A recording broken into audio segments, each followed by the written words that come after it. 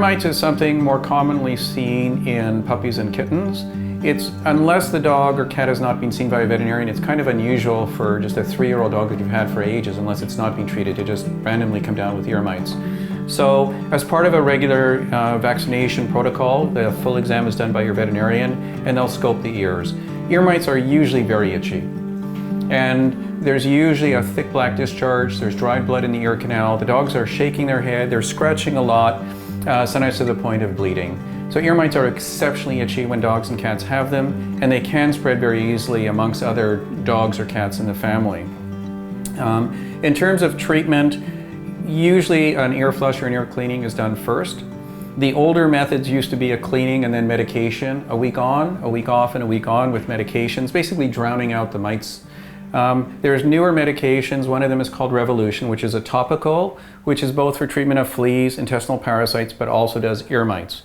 Again, some veterinarians, not all, but some veterinarians, and I agree with it as well, will clean the ears first. So you start off with a nice clean ear canal after, and then they can just use Revolution. And some will use Revolution and maybe a topical like in the ear canal, especially if they're very inflamed. So the first thing that a pet owner usually notices is that they're shaking their head a lot, they're scratching, and if they lift the ear, they'll sometimes see the discharge or they'll smell. But it's typically something we see very often in younger kittens and puppies. In terms of fleas, some dogs, it's kind of amazing, some dogs have no reaction to flea bites. So people bring their pets in and they're literally covered and the owners don't even notice them. And some dogs just get one flea bite and it's really difficult to even tell if they've had a flea, and they're allergic and they come in really scratching. In a thin-coated dog, sometimes it's easy to see fleas by parting the skin and waiting, and you might just see one of these little guys run by. In the areas of the tummy, so if your dog is on your lap, this area here, which doesn't have a lot of skin, if you look, if they're covered in fleas, very often you'll just see one of those little guys skidding across. The other way, and it's a really good test for fleas, is actually looking for what's called flea dirt.